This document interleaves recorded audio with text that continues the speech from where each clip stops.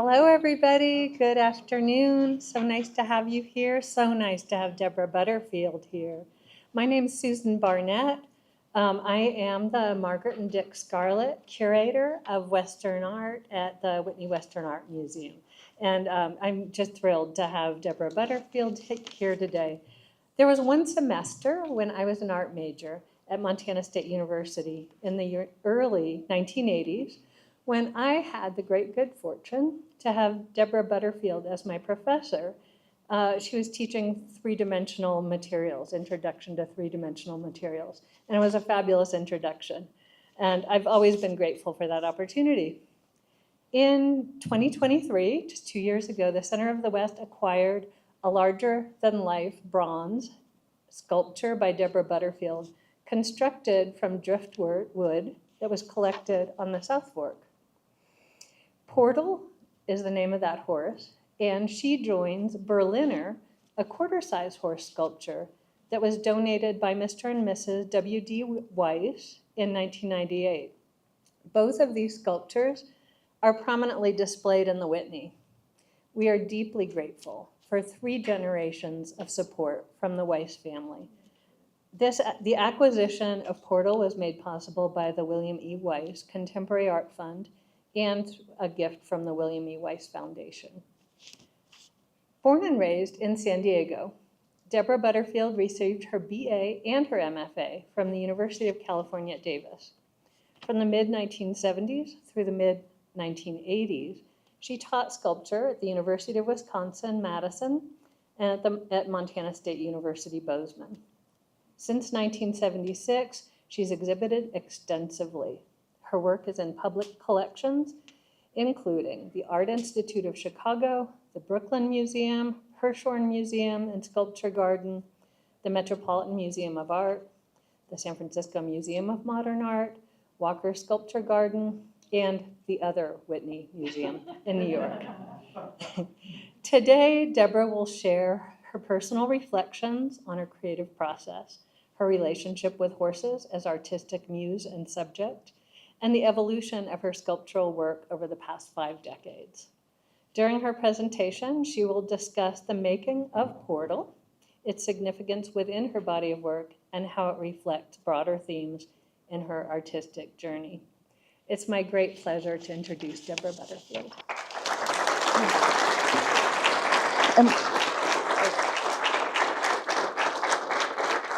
Okay, well, thank you. Thank you for coming. This is one of my favorite museums. I love everything about it, and I'm so honored to be in it, and I'm so grateful to the Weisses. They were so kind to me. I actually traded them a bronze for a Grand Prix horse. Oh, let's see. All right. I just wanted to quote Wittgenstein, a philosopher, who said, I just thought it was so great. I sit astride life like a bad rider on a horse. I only owe it to the horse's good nature that I am not thrown off at this very moment. So I was born on the day of the Kentucky Derby, which I feel is my excuse for making all these horses. And Ponder won, and he was sired by another Derby winner, Pensive. And so since I was just tiny, the only thing that fit in my eyes was the image of a horse. And my father and mom were kind enough to take me to these San Diego was very rural when I grew up there, and they would have these little riding rings with ponies that you could go around and around, and I became completely hooked. And one time I got to sit on Gene Autry's horse, Champion, and I remember looking down on the saddle, and your saddles here are so amazing.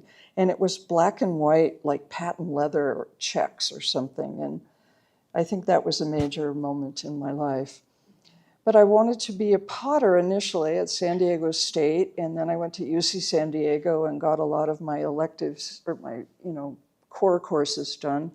And then up to UC Davis, where I wanted to work with Bob Arneson. And I get into class, and it's a sculpture class. And he said, we don't do pots here at the university. We only do ceramic sculpture. If you want to make pots, you do it on the side. And so I did, and this is an ash glaze on I was very inspired by Chinese, Japanese, and Korean pots. And this pot was made with wood ash from the almond grove near where I lived in Dixon. And so he ended up spending more time critiquing this pot than he did. And when I got my MFA, he and Sandy had me over and we had margaritas, and he had a brand new book on Japanese ceramics, and we all got drunk and wept over these pots.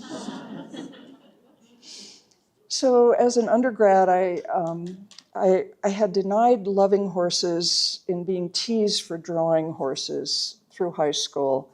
And I get to Davis, and I lived for free on a thoroughbred farm with 2 other people, and was able to, I got free rent for feeding the racehorses in the morning, or the brood mares and the stallion.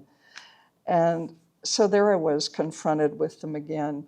And I got to ride this one mare, and I don't know, I thought, I can't make a horse, I don't have the courage, so I'm just going to make the place in between the horse and the rider.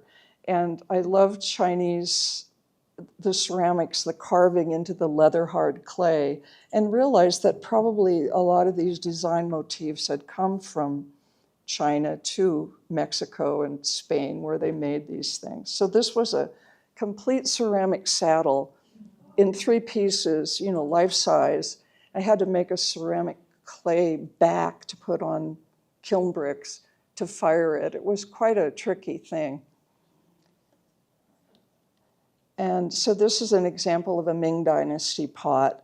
And I was so jealous of the potters, but there was no way I was going to make fake Ming Dynasty pots. So I decided that I would make a Ming saddle. And, but then I couldn't just put it on a regular sawhorse. So I had to make, using a table saw and stuff, terrifying, I had to make a Ming-style architectural saddle stand for the piece. But that way I got to kind of indulge my desire, my jealousy of these potters.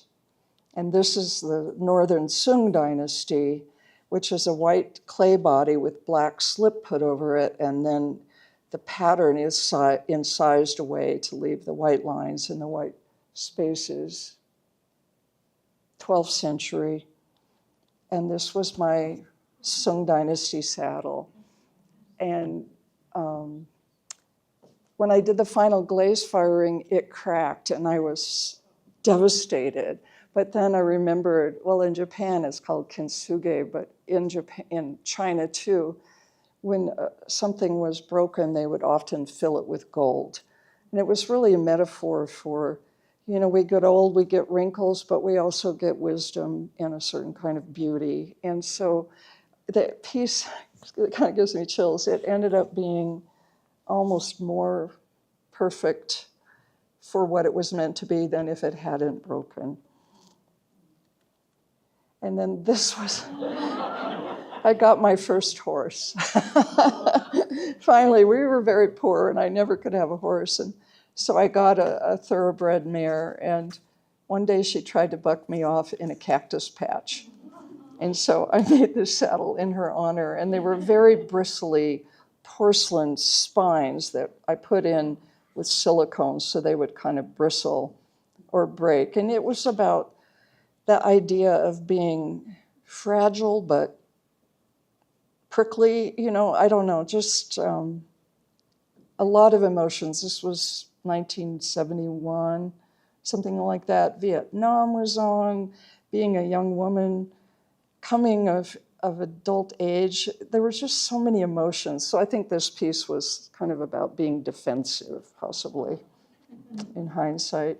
And then going into the tack room at this ranch, I just thought it was so interesting to see these practical objects at rest And the idea, the saddle pad, the saddle blanket reminded me of ancient Greek and Roman sculpture where the figure isn't really naked, but the form is defined by the fabric over it. And then also is teased a lot, making these saddles, these phallic images and so forth. And so I was just sort of teasing, letting the saddle horn poke out a little bit. But it led later to, it translated later in my work. I only realized this, of course, in hindsight. And then I got a scholarship in '72 to Skowhegan School of Painting and Sculpture in Maine. And I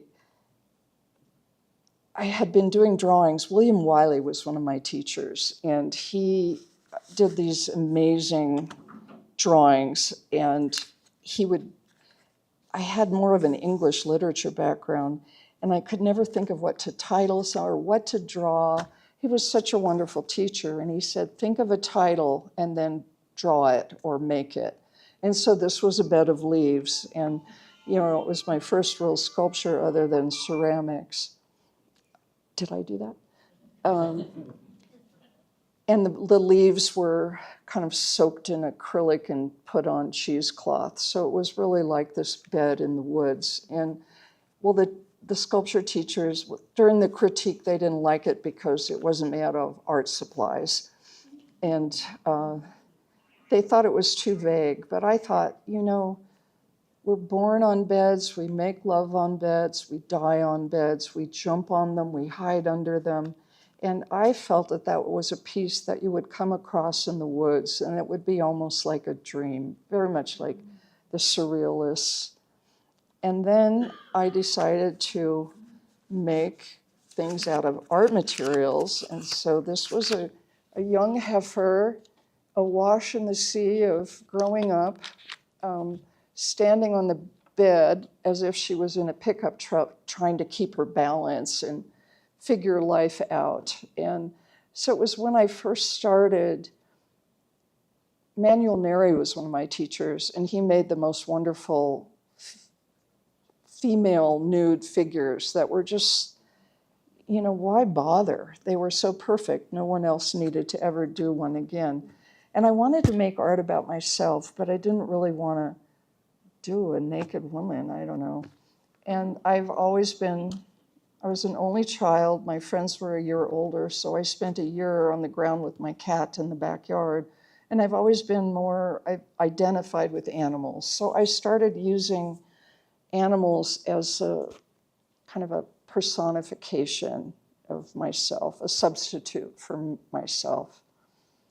And then my husband, John Buck, got a job after grad school in England at Cheltenham College of Art and Design, and I went with him. I took a leave from school, and I didn't like England. The classism, sexism, growing up in California, I just had never experienced anything like that. And I kind of cried a lot, and I was looking in old books, and I saw a drawing of a pot that had holes in it, and you would fill it full of water, and then the water would come out, and it would water your seedlings and things. And so I always thought I still am a potter at heart, so I thought of animals, people as vessels. And so mine was sort of leaking in the rain in England. And I wanted it like Magritte to look like it wasn't really there. But I don't know if you can see, it's a fountain. There's a garden hose going up its left hind leg. And I was thinking of it as a caribou, and John said to me, oh my God, lengths you'll go for a bad pun. And I said, what do you mean? And he said, it's a reindeer. And I'm like,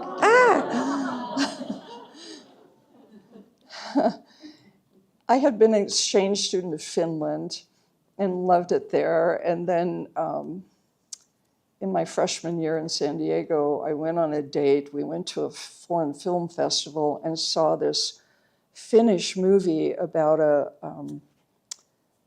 reindeer herdsman out in the midnight sun. And this white reindeer appears, and he drops everything, follows her, becomes disoriented.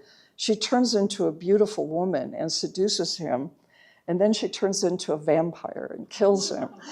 And then we went to, somewhere afterwards, and a man going 100 miles an hour hit us head on. He'd had 7 martinis. And so I nearly died. And when I'm kind of in this, I don't know where I was floating against the ceiling, and this reindeer wanted me to follow him. And I really did want to, but then I finally told him, where to go, and I stayed around. And so these pieces were kind of cathartic for me. I was using the ground as if it were the surface of the water, and that they were really crossing the river Styx, and the other one on the other side was kind of drying off. Once I made that, I don't know, I'd had amnesia for 5 years, and I finally started to remember that night. And then I thought, you know what, screw it. I am going to make horses. Well, I thought of horses and all of the traditional war horses and men going off to kill people. And I thought at that time that if a woman were president, we wouldn't be in these wars. But I've learned a lot since then. And also, they're tearing down these monuments. And I'm like, the horse was just being a good boy. He was doing what his rider asked, and I just think they should have cut the people off and left the horse. And I wanted to make mares as representations of myself. And so, again, with the Chinese pottery, I looked to the Tang Dynasty and how the horse was not necessarily only a war horse. And in the tomb figures, they were meant as a pack horse to kind of spiritually transport you from one world to the next. And I had to buy a horse that looked like that in order to make Tang Dynasty sculptures. And this was my graduate show, which then went to the University of California, Berkeley Museum. And they weighed like 800 pounds, but I painted them with oil paints to kind of look atmospheric, like Doubting Thomas, you might stick your hand in them. And this was in the museum, and it had a carpet on it, and they had to change guards every 4 hours because the little girls would come in with their teachers, and they would all run to the horses, and they were a little tippy. This was another one. So then this was around 76. I had got the job, 75, 6. I went to Madison and started teaching, and I was given a show at the Madison Arts Center, and I made a giant horse out of plaster and cement, and I always had to have a 6-pack of beer and so forth to bribe guys to help me move things. And John said, why don't you use paper mache?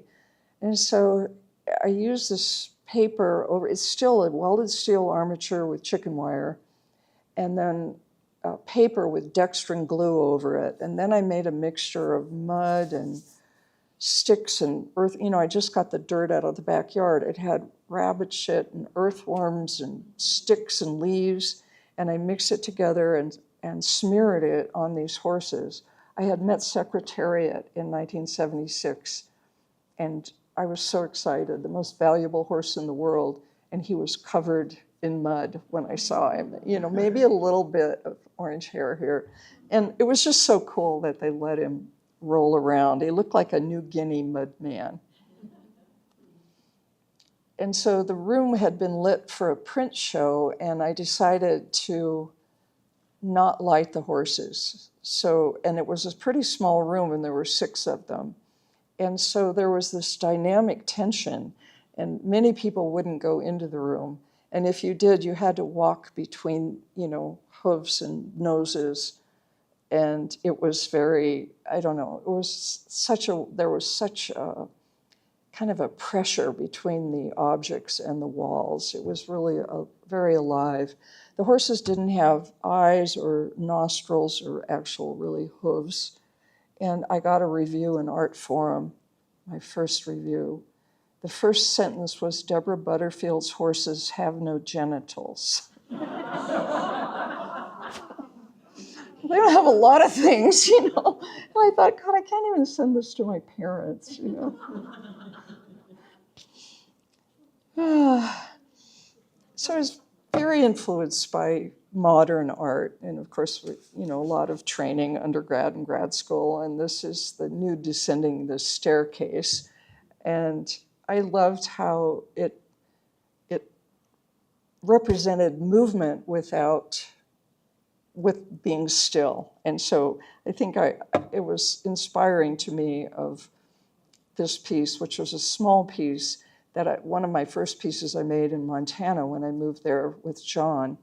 And we had a lodgepole forest behind us, and we had a chow chow, and we had come running from those trees, and then it looked like a grizzly bear at 50 yards, but it was a chow at 50 feet, you know, and how horses see and spook and how we recognize silhouettes of things. So this was sort of like an illusion within my view of the forest. And I thought about, okay, if the horses are me, in art history, there's just, you know, the women, they're portrayed as reclining nudes. Well, so if I'm lying around naked on an art gallery floor and the wolf predator critics are skulking around, I thought this represented an act of courage. And to say, yes, I'm a woman. The art world is pretty snarky if you're a woman. But I'm strong and I'm willing to make myself vulnerable. A horse can sleep standing up and run because they're a prey animal. And so when a horse will lie down, they feel safe and good within their skin. They were also very influenced by living by a small river and the ebb and flow of the flood and the sticks building up. So, and these were still hollow with chicken wire. I'd always thought that pots looked better before they were fired. And so this was my way of actually working with mud. And I drove these in a flatbed trailer to Chicago for my first show there, or my second show there. And in North Dakota, I got gas, and the guy asked me if I was going to the dump.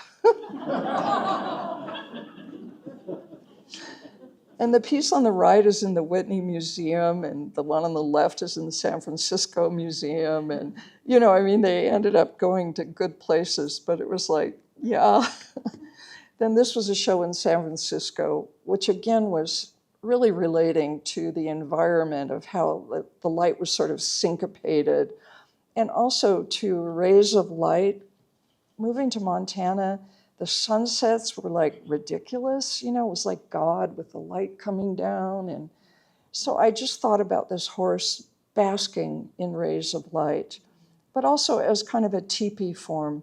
Before, I wanted them to look like something I bulldozed in off a river. And in this case, I was starting to take responsibility by actually placing the poles on it. So it became almost more of either an animal architecture or a human intentionality. And this was a famous Magritte painting that really inspired me. This was on the 5th floor of a building down by Union Square, and we had to lift everything in with a crane. And I just remember I had all this wood on the floor, and the gallery dealer was trying to maintain low tones walking through like, ah! And then I got a show in New York at OK Harris Gallery in '78. Well, the show, okay, so the work from Chicago, the Mud Horses, I didn't sell any of the big ones, and I was heartbroken. And, well, I won't go through them. And I sold a couple little ones and was able to buy a dishwasher. And then Roberta Lieberman in Chicago went to Ivan Karp at OK Harris, and he was still willing to look at people's slides. And he said, these are great. I'd love to have a show. Put her in a group show next fall. And then about a month later, I get a call in Montana, and he said, "Young lady, would you like to have a one-person show in New York?" And I'm like, "Well, yes." And so because I hadn't sold the work, it was sitting in a warehouse, and I got to have a show in New York. So sometimes you think the worst thing that happens ends up being the best, but also that good luck doesn't help at all if you're not ready. And so anyway, and then so these were the first pieces in my second show there. And I thought I'm the lady who did mud horses. And so I made this scrap metal piece. We just bought a farm in Bozeman, and it had 3 sets of fences, and I made 29 trips to the dump, and I realized that I didn't have to buy rebar anymore. I could just use the old fence posts and things. And then I covered it with mud, and I thought, it's more like a cake that didn't need frosting. So then I got down to more, my friends were pregnant. I started thinking about the interior rather than like a pot, the solid exterior. And this piece was crumpled up hog wire. And you know how you roll it up, it wants to explode and cut you and tear your eye out. And so you jam a stick into it to keep it from blowing up. And so this whole piece is held together by these sticks. And eventually they're going to rot and the metal is going to explode. They say a horse can revert to the wild in 3 weeks. And so this was kind of thinking about that. This was another piece. They became more like drawings, really. And then I had a Guggenheim to Israel in 1980 and lived for a month in the government guest house in Jerusalem. And John went too and made some great work there. And so we made it. I made everything in like the sculpture garden outside this new addition. And these are pieces I constructed out of material from bombed out buildings from the various wars at that time. And it almost seemed as if there was just a lot of emotion contained within the actual molecules of the metal. And this show went to Germany, to Cologne, and people walked in and just started crying, and they had no idea anything about it. This piece was made from ladders. It's called Jacob's Ladder, and that stayed in Jerusalem. And this is me working. A kibbutz guy, and I welded this stuff out in the Billy Rose Sculpture Garden. And this was very fragile things I found, very rotted out metal, and it's encased between 2 layers of this metal mesh. And it was about how fragile the world was. And this was my war horse. They left blown up tanks and things on the side of the road and painted them with Rust-Oleum as monuments. And so this one's at the MoMA in Chicago. And then in '86, we were invited to go to Hawaii I built a show in '86 and John in '87 for the Honolulu Advertiser. Thurston Twigsmith opened a gallery there. And so he said, it's cheaper for me to bring you and let you stay here for 3 months rather than shipping your work over. And so this happened when Kilauea was fountaining at 1,300 feet. And we went up and we saw it fountaining. It was pu'uo'o, really. And then we drove up further so we could hear the noise of it away from the crowds. It was a full moon. I walk out into the bushes, and there's a white horse standing there. And I'm like, this is my God experience. And John had said to Twig, I'll trade you my life's work for some land.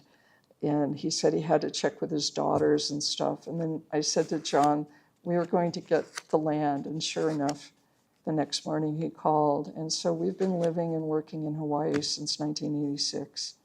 And this was my first work there that went to Ed Thorpe Gallery in New York. And they have colored metal roofs there and rust and storms. And so I was able to find new material that was colorful. And so I made 5 pieces in 3 months. This was Uha Ula Ula. My mare had given birth and I had given birth, and I'm like, she was so casual about it. And so this was my homage to her, her dignity.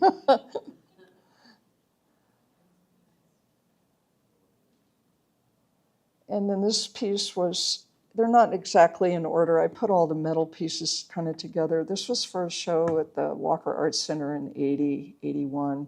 And it was it was called Rosary. It was a crushed metal, the ducting for the heaters, and they bulldozed the building, and so it was all the crushed wood. And it was coated with this pink brick dust, which I sprayed fixative on. So it looked kind of like a very Catholic image, and that's in their collection. And then this, I don't know, it was so much fun welding, and I just felt like I was getting very fluid with it. And a friend of ours had to have emergency surgery, and John and I said, oh, we'll go teach your classes for you. I was kind of bummed because I had to build a show for New York, and I looked out in the back of the sculpture yard, and there were these letters, and I was searching for something new, and there they were, and the kid had moved to Canada and wanted to sell them. So I made this piece. It's called Ferdinand. It was kind of about a horse, a professor, a lettered horse or a dressage horse with the letters, but also like brands. This was Riot. And this is Palma. I was thinking of Picasso, and then I thought of Paloma, and John's mother's name is Palma, and that's in my dining room. And this is Ikazuki, which was the name of a Japanese myth horse that became a samurai horse, and he was kind of orphaned and grew up lonely, and so he would see his reflection in the water, and that would keep him company. And then one day his soldiers were pushed against the water, or they had to get across the water, and they were all afraid, but he led them through. And so this I got from a dump in Gallatin Gateway, and it was from cars from the 30s. And the steel was this beautiful, thick steel. And it made me feel like a master welder and with a cutting torch, because the steel we have now is so recycled, but this was like virgin American steel. And this I made for Bob Arneson when he was dying, my wonderful ceramics teacher, shaped like a tong horse with metal, but also a little mud, which I hadn't used in years, just in his honor. And this was my first bronze. It's in the sculpture garden at the Walker. And Martin Friedman called me up and said, we need a horse that can go outdoors. And I met him at the Spencer's. Does anybody know Harriet Spencer? Yeah, they had a place up in Moonlight Basin, and I was pregnant with Wilder, and we drove up there, and they really are the ones who sponsored it. And he was there with Jim Dine, and Jim said, you have to go to Walla Walla Foundry and work with Mark Anderson. And Manuel Neri, one of my teachers, had told me the same thing. And I'm like, I don't want to do multiples. I didn't want to do wax. I didn't know. And so they said, well, get Mark to come and see you. So Mark came out. I had a brand new baby, didn't know him from Adam, drove him around. He looked at my studio and my slides and said, bring a truckload of sticks to Walla Walla that you think you want to use. We'll cast them in bronze and weld them together. And it was the most fun I ever had. And this was in 87. And there was a series of work. I made these in Hawaii. It's got a naked woman's torso in it, sort of. Hawaiian wood. I used to ship it back from Hawaii. And this is in Hawaii. This was my studio, just a little porch. And this was a piece out of passion fruit vine for the Kansas City Zoo. And there it is in bronze.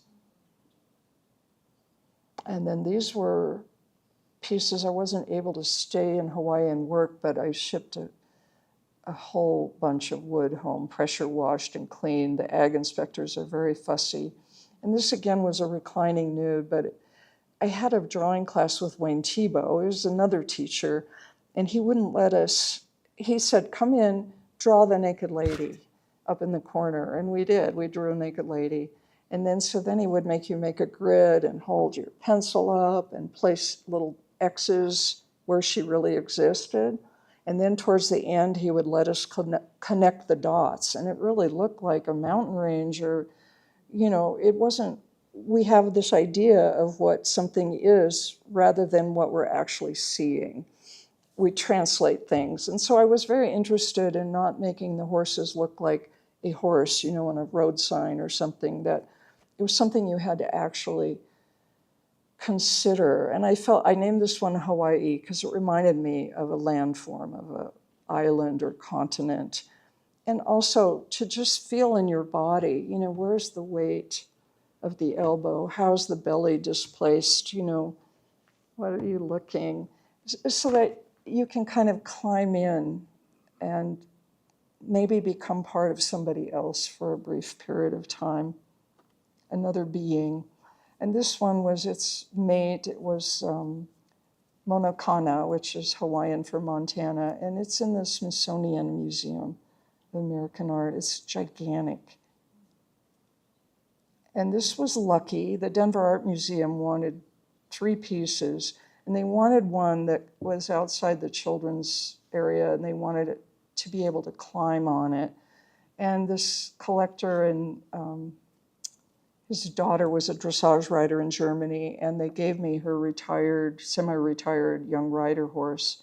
And Lucky was the horse that he would love to lay down and have you and the cat cuddle up with them. And so I thought, this is the horse that should be for the kids to climb on. And then this was one I made out of a birch tree that fell down in our neighbor's yard. And I called it Argus, the myth with the all of the eyes. And it's like aspen. There are these incredible eyeballs on it. And this was second daughter, my mare PJ. And then this one was in Walla Walla. There was this ivy vine growing on this tree that I was like the witch of the gingerbread house. Every time I'd go by, I'd pinch it and wish it would die. And Mark finally said, let's just cut it down, So we cut it down. And Bob Arneson's wife, Sandy, I had also done the same thing with a bougainvillea vine on their back porch, and finally it died. She brought it up to me, and so that's the right hind leg of this piece. And I thought, that's one of my 4 legs, my foundations. But the ivy vine, I don't know, it was one of those pieces that I couldn't put the wood on fast enough. To go back, I have to make, I choose bronze, or I choose sticks, and the foundry will cast them in bronze. And I'll show you some of that process in a minute. But then I have to weld with an assistant a bronze armature, and then I tie the real sticks on. And then when I leave, they'll carefully take everything off, cast it in bronze, and put it back on. And then I come back, they sandblast it, and I do the patina. But this is my palette in Bozeman. And it's sort of a tractor studio and a steel studio.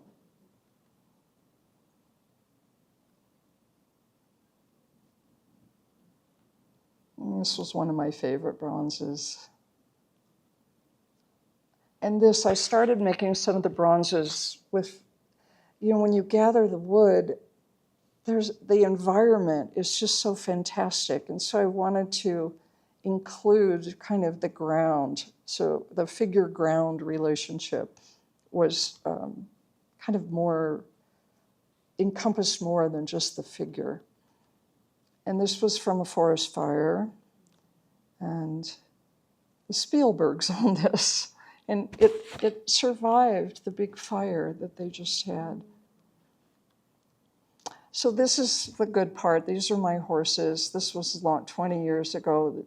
These 2 mares I rode to Grand Prix and dressage, Vicky on the left and Isabel on the right.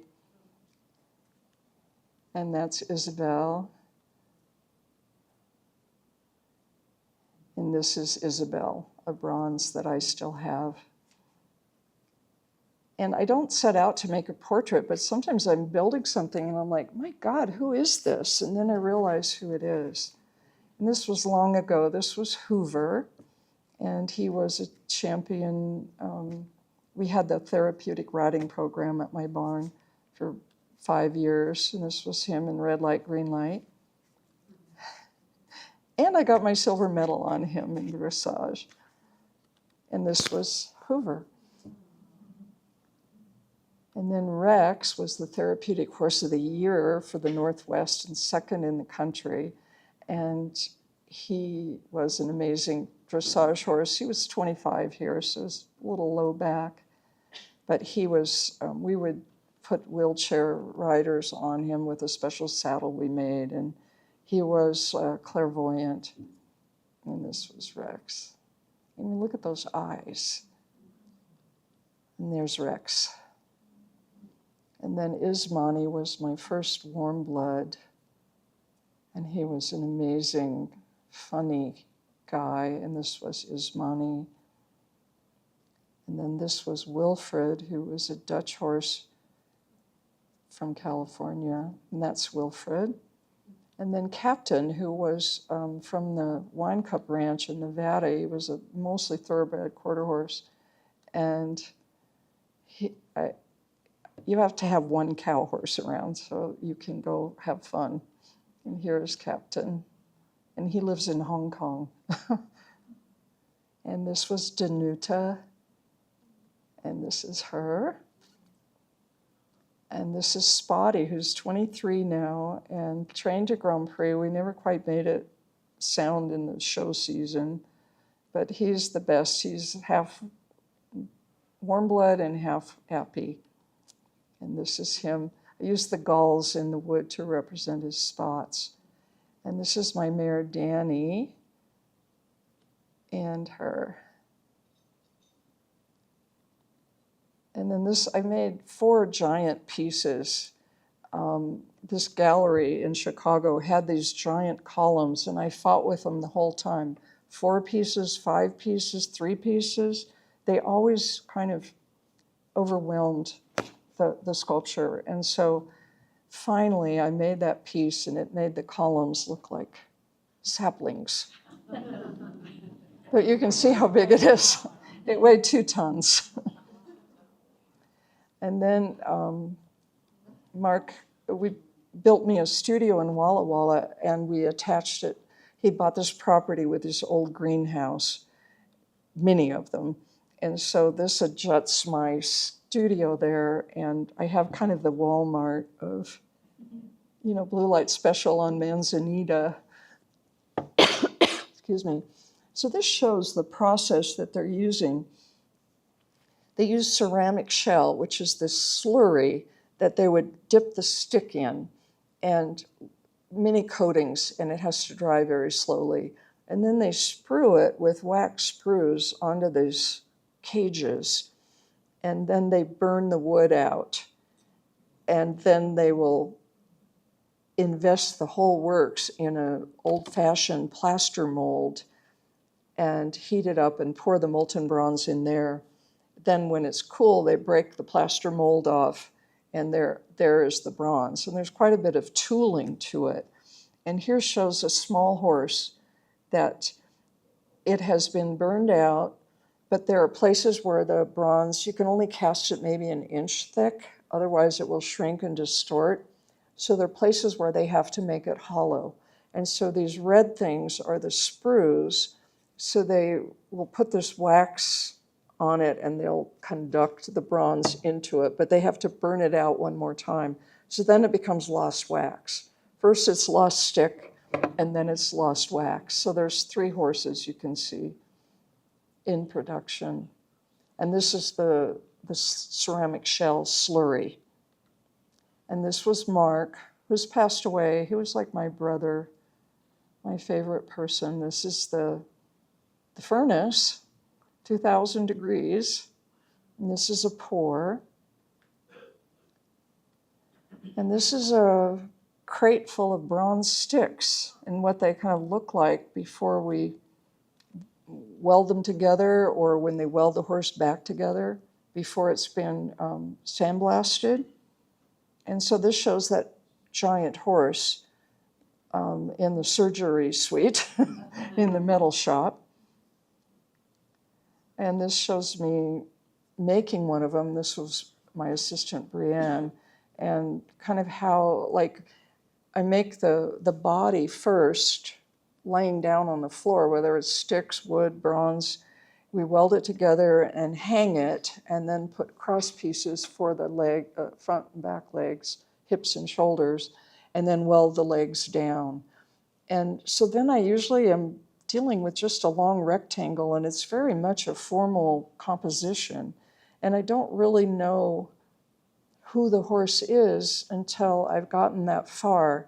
And then we start welding this neck. This is a bronze neck. So then we mess around with it, and all of a sudden it becomes personified, and it becomes a sculpture of a horse. So here's one. I come back. It costs, a lot of money to cast these things. This was for my show in New York, and the neck was way too long. And I'm like, oh, what are we going to do? So I don't know if you can see it. Can you see the head hanging there? There, that's the head. We have just dismembered it from the neck, and it's hanging by a hoist. And so we cut the neck shorter, and then we had to bend the sticks to now fit the head. So that's very hard to see. But that's the head. It weighed quite a bit.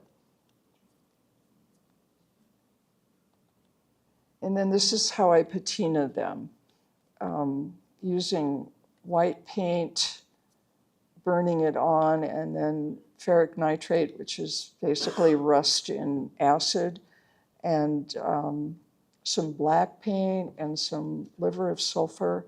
And the color comes at different temperatures and different dilutions of the acid. And so this is just quickly showing you an installation of this work in New York. Had to go on the 6th floor through a skylight.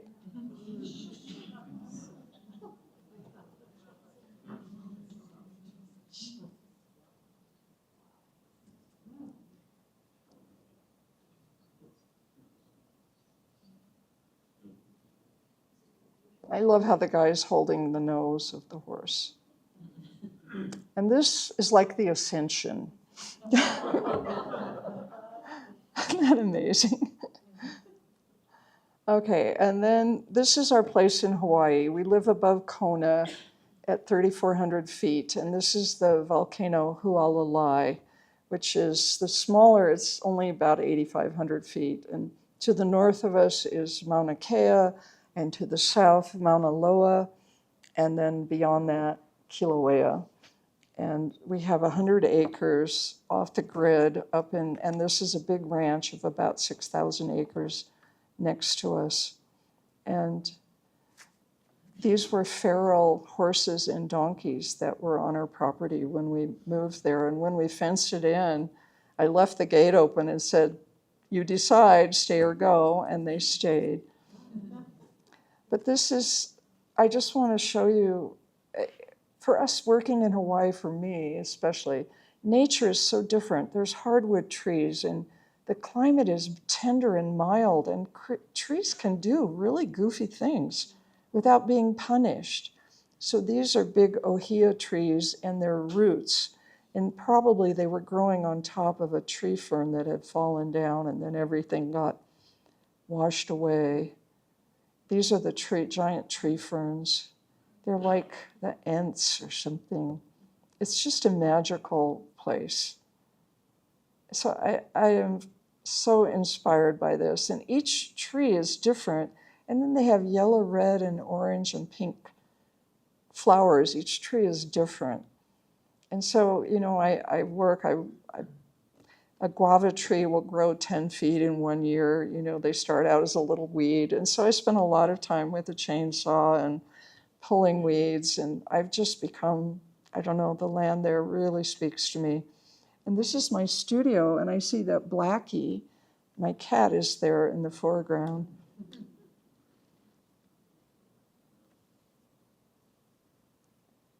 And there, I also have a critic over there, a horse in the background. This is John helping me collect wood.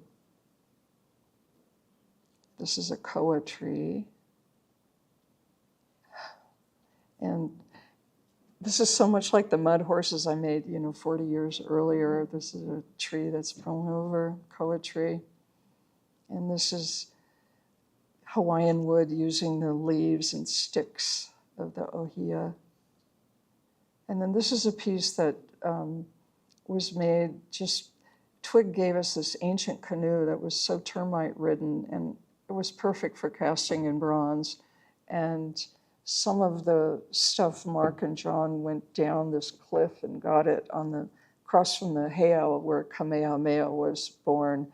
And so we put this piece together, and some of it was also from a hurricane had wrecked a boat in front of the Kona Inn, and Wilder was maybe 11, and I get this collect call from him, and the babysitter had him and Wilder down at the beach, and he said, "Mom, we can't swim. They won't let us in the beach because that boat we saw is broken up and they won't let us in." And I said, "Well, I'm sorry, Becca can take you to another beach."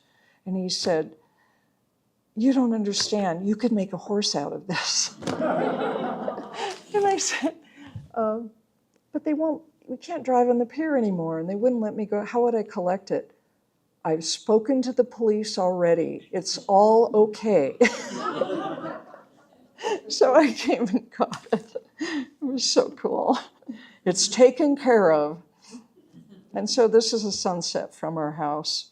We were attracted to the property because of the dead trees. And then I've had the opportunity, my son went to Iceland with California College of Arts and Crafts in Oakland in 2012 and they took a painting class there, and then we went with him in 2013, and I've gone back 5 times, and we've met people who are horse breeders, and she's an artist, and I go there and work. I work for about a month at a time and send work home and materials home. This is Snæfell's Nest. I don't know if you can see that point on the right. That's the top of the mountain. It's a volcano under a glacier. And this is the beach where I got a lot of great plastic and stuff. And this is me on an Icelandic horse. So brave. I always made fun of them with My Little Pony manes, but these things, you sit there and you just wiggle, and you go like 25 miles an hour, and that's it, They're so brave, and they have no predators there, and they just grow up in the wild on the plateaus, and they live with glacial rivers and rocks and bogs and quicksand, and it's just, they're like Rudolph, you don't make fun of them anymore. And so one of the places I gathered was a place that had eider ducks. And so they don't really farm them, but it was a peninsula that they fenced off to protect it from foxes. And so the ducks voluntarily come there, and then when they have their eggs and they pluck out their down, and the farmer reaches in and takes the down out and replaces it with straw, and they seem fine with it. So it doesn't hurt them, and they come back every year. And this is where this was the winter. The winds blow everything up on the ice, and it slides inland, and it's hard to understand how it got there. And this was an Icelandic sheepdog guarding the eider ducks. And this was an eider duck kind of nest that they had made. And so this is the piece I made in Iceland out of that eider duck box. And this is in my friend's studio. Ananas was my assistant. And this is from the house we stayed in at 2 a.m.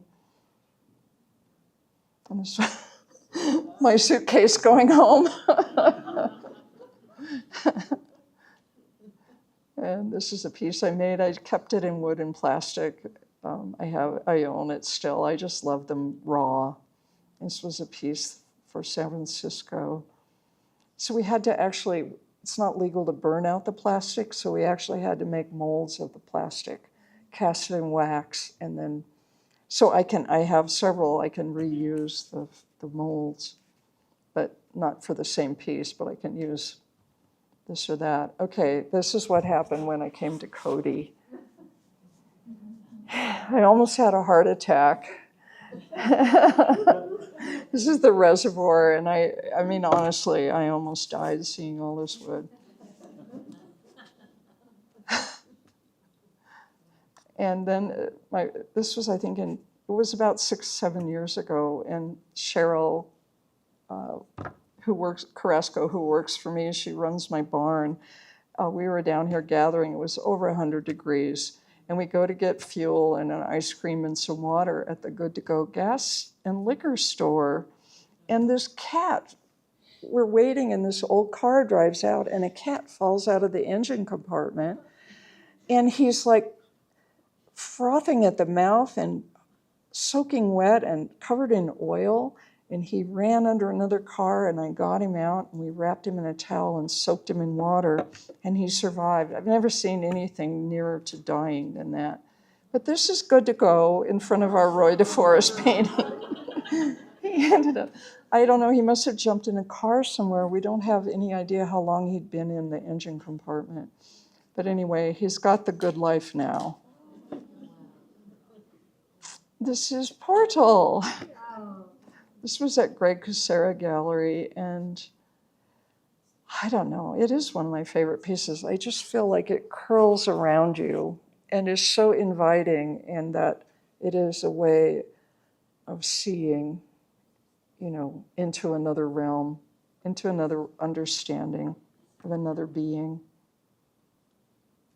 And here he is being installed here. Doo-doo. And then I had another opportunity when the tsunami hit Japan. The Bay Keepers of Alaska, this group of fishermen and outdoorsmen, went on all these boats out into the islands of Alaska and gathered all this debris that had washed up from the tsunami. And I don't know if you can see it, there's a little spruce tree growing on this plastic float. Anyway, so it went to a trash company that shall not be named in Seattle, and the Port Authority, people had screwed up somehow. They had wanted to gather all this material and then have the public come and help sort it on a pier, and they screwed up their applications or something. And so the port said that they had to put it in the dump. So it was at this trash company, and I had made contact with the guy, and he said, there's an open container of this stuff. You need to back up to it so no one can see you and dump it out. And I made 2 trips like that, and he was risking his job. But anyway, he felt it was important. So I made this piece out of, this is a bronze armature. This is basically what it would look like before I add the sticks onto it.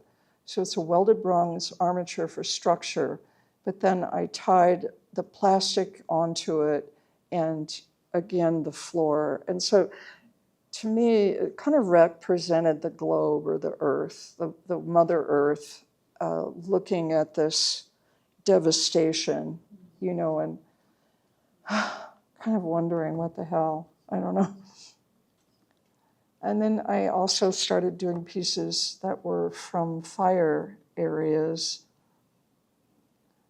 And this one was very dangerous to patina. I have many scars from being cut. This is bronze. And then up behind us, a fire had come about 10 years ago.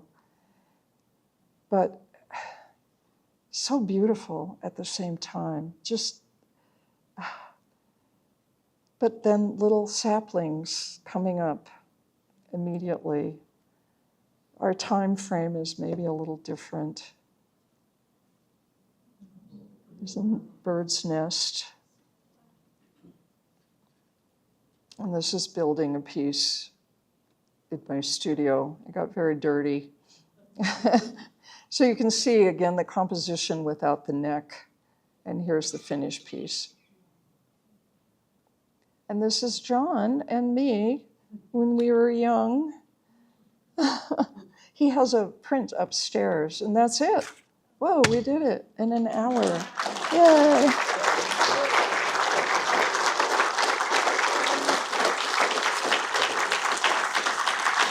Thank you. Any questions? No? Hi. I can't, there's a light right there. Okay.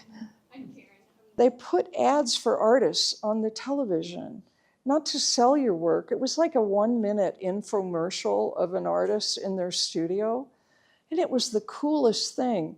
And after I was on one of those, then I went to the dump in Butte, and they're like, come on in. So that helped. But yeah, I don't know, it's getting trickier, but I am a dangerous driver because I see things on the side of the road. Yeah, it's very bad. But no, I can imagine, I would love to go someplace like Hong Kong. Oh, it would be very cool. All things are equal. Would you prefer to have your pieces installed in a gallery or outdoors? I like them in a human space, frankly. We're all accustomed to seeing a horse outdoors, and I have to make them very large because in real life, they're full of air.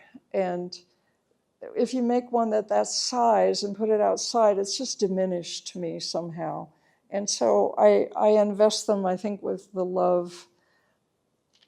I make them bigger because that's kind of how I feel about them, but also to hold their own in the landscape.